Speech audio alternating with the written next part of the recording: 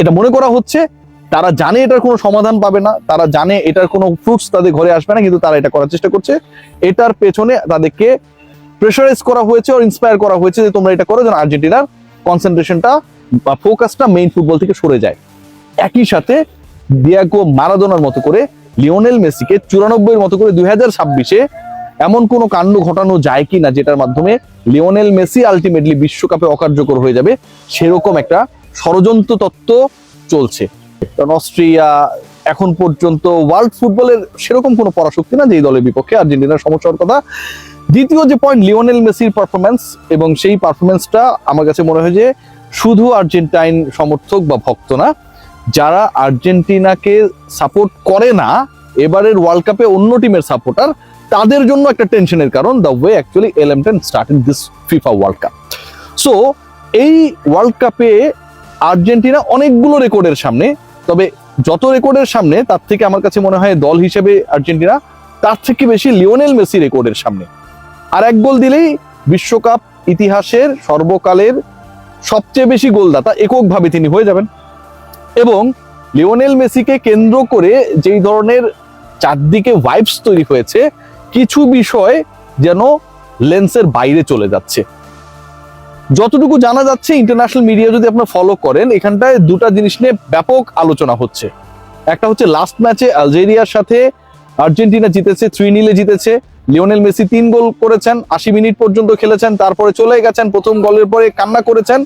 এই ঘটনাগুলো ছাপিয়ে আলজেরিয়া আর্জেন্টিনার এগেনস্টে অথবা আর্জেন্টিনার ফেভারে অনেকের মতে রেফারির যে decision regarding the foul of Lionel Messi, কাপ মাসেলের সেই ফাউলটাকে কেন্দ্র করে অফিসিয়ালি ফিফার কাছে অভিযোগ দিয়েছে। ষড়যন্ত্রতন্ত্রের জায়গাটা কোথায় আমি আলোচনায় আসছি, নাম্বার 1। নাম্বার 2, যেটা মনে করা হচ্ছে অনেকের মতে, এটার কোনো বাস্তবিক ভিত্তি নেই, এরকম কোনো এভিডেন্স নেই, বাট অনেকেই বিশ্বাস করে, মনে করে আর্জেন্টিনা কোনোভাবেই যতই ক্যাপাবল হোক না কেন, লিওনেল মেসি যতই, এবং লিওনেল মেসির সাথে যেই দলটা খেলছে, যারা আলটিমেটলি লিওনেল মেসির সোর্স হিসেবে, শক্তি হিসেবে কাজ করছে, তারা যতই ক্যাপেবল হোক না কেন, তাদের ইউএস এর মাটিতে যেহেতু এবারের ওয়ার্ল্ড কাপটা হচ্ছে, অসম্ভব ভালো করলেও চ্যাম্পিয়ন হওয়ার সুযোগ নেই। এবং মেসিকে নিষিদ্ধ করার জন্য নাকি কিছু ইনসাইড স্টোরিজ ডেভেলপ হচ্ছে। কি সেটা? আলজেরিয়া আলটিমেটলি ফিফার কাছে নালিশ করে কোনো রেজাল্ট পাবে না। এবং এটা আপনি আমি বাংলাদেশে আমরা যারা থাকি, বাংলাদেশের ফুটবল নিয়ে বা বাংলাদেশে থাকি, ওয়ার্ল্ড ফুটবল নিয়ে আমরা যতটুকু আলোচনা করি, খবর রাখি, তার থেকে নিশ্চয়ই যেই দলটা আর্জেন্টিনার বিপক্ষে এই নালিশটা করেছে আলজেরিয়া, তারা আরো ভালো রাখে, কারণ তারা তো বিশ্বকাপ খেলছে, তারা অনেক এগিয়ে। সেই দল যখন ফিফার কাছে এই নালিশ করে এবং অফিসিয়ালি ফিফা মেসির এগেনস্টে কোনো অ্যাকশনে যাবে না, রেফারির এগেনস্টে কোনো অ্যাকশনে যাবে না, আর্জেন্টিনা দল হিসেবে তাদের এগেনস্টে কোনো অ্যাকশনে যাবে না, তাহলে এটা করাটা মানে কি? মনে করা হচ্ছে আর্জেন্টিনা এবং আর্জেন্টাইন সুপারস্টার লিওনেল মেসি যেন তাদের কনসেন্ট্রেশনের জায়গাটা থেকে কিছুটা হলেও সরে আসে। তারা যেই রিদমে রয়েছে সেই রিদম থেকে যেন কিছুটা হলেও নেগেটিভিটি নিয়ে ডিসকাশন করে, তাদের কনসেন্ট্রেশনটা যেন আসলে মূল খেলার উপর না থেকে ফোকাসটা অন্যদিকে চলে যায়। এটার কারণে আলজেরিয়া শুধুমাত্র তারা ডিসাইড করে এই কমপ্লেইনটা করেছে, ব্যাপারটা এরকমটা না, এটার পেছনে পুশব্যাক করা হয়েছে। কারা করেছে, কে করেছে সেটা নিয়ে কোনো আলোচনা নেই, বাট এরকম কিছু একটা হয়েছে বলে অনেকে মনে করে যে এটা আসলে নিছক আলজেরিয়ার ডিসিশন না। আলজেরিয়ার এই সিদ্ধান্ত, এই কমপ্লেইন, এই অফিসিয়াল যে কাজটা তারা করেছে, এটার পেছনে বড় একটা মহল রয়েছে।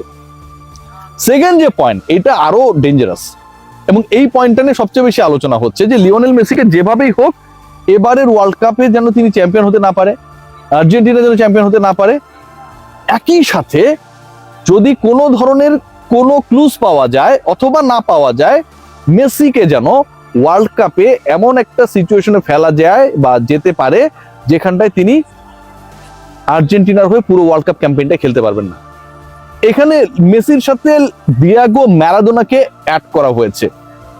ম্যারাডোনা তিনি যখন ডোপ টেস্টে পজিটিভ হলেন 1994 বিশ্বকাপে, তখন সেই বিশ্বকাপটা ইউএসএ তে হয়েছিল, এবং ম্যারাডোনা যখন ওই ডোপ টেস্টে পজিটিভ হবার পরে বারবার দাবি করেছিলেন যে তিনি এরকম কোনো মাদক নেন নাই বা এরকম কোনো কিছু নেন নাই, তাকে এনার্জি ড্রিঙ্কস খাইতে দেওয়া হয়েছিল, সেটা খাওয়ার পরেই তিনি পজিটিভ হয়ে গেছেন। মনে করা হয় যে এটা পুরোটাই আসলে ওই সময়ের স্বাগতিক যেই দেশ তাদের পরিকল্পনা। তাদের পরিকল্পনা কেন এটা মনে করা হচ্ছে? কারণ ম্যারাডোনার সাথে ওই সময়টায় একটা দারুণ সখ্য ছিল, যেই সোশ্যালিস্ট ব্লকটা ছিল, যাদের সাথে আবার ইউএস এর সম্পর্ক ভালো না, সেই ব্লকে। লিওনেল মেসির ক্ষেত্রেও, আর্জেন্টিনার ক্ষেত্রেও নাকি এরকম কিছু একটা ঘটতে পারে। কি ঘটতে পারে কেউ জানে না, বাট ওই একই পরম্পরায় 94-তে ম্যারাডোনাকে সাইজ করে দিয়ে আর্জেন্টিনাকে বঞ্চিত করা, এবং 2026-কে লিওনেল মেসির কনসেন্ট্রেশন নষ্ট করা, বা অন্য কোনোভাবে তাকে যদি কোনো একটা প্রবলেমে ফেলা যায় তাহলে আর্জেন্টিনার সম্ভাবনাকে নষ্ট করা। Let's see what happen. ষড়যন্ত্র তত্ত্ব সব জায়গায় রয়েছে, but end of the day it totally depends on the, আমার কাছে মনে হয়, ফুটবলীয় পারফরমেন্স। সেখানটায় আসলে কোনো দল যদি ভালো করে, আর সোশ্যাল মিডিয়ার এই যুগে আপনি যতই প্রোপাগান্ডা ছড়ান না কেন, যতই আপনি অন্য কোনো পরিকল্পনা করে মেসির মতো একজন সুপারস্টারকে, বর্তমান চ্যাম্পিয়ন আর্জেন্টিনার মতো একটা দলকে নিষিদ্ধ করার পরিকল্পনা করেন না কেন, সেটা আসলে tough to do. So overall যে সিচুয়েশনটা, আলজেরিয়া যেই কমপ্লেইনটা করেছে, that was backed by someone or a particular body. এটা মনে করা হচ্ছে তারা জানে এটার কোনো সমাধান পাবে না, তারা জানে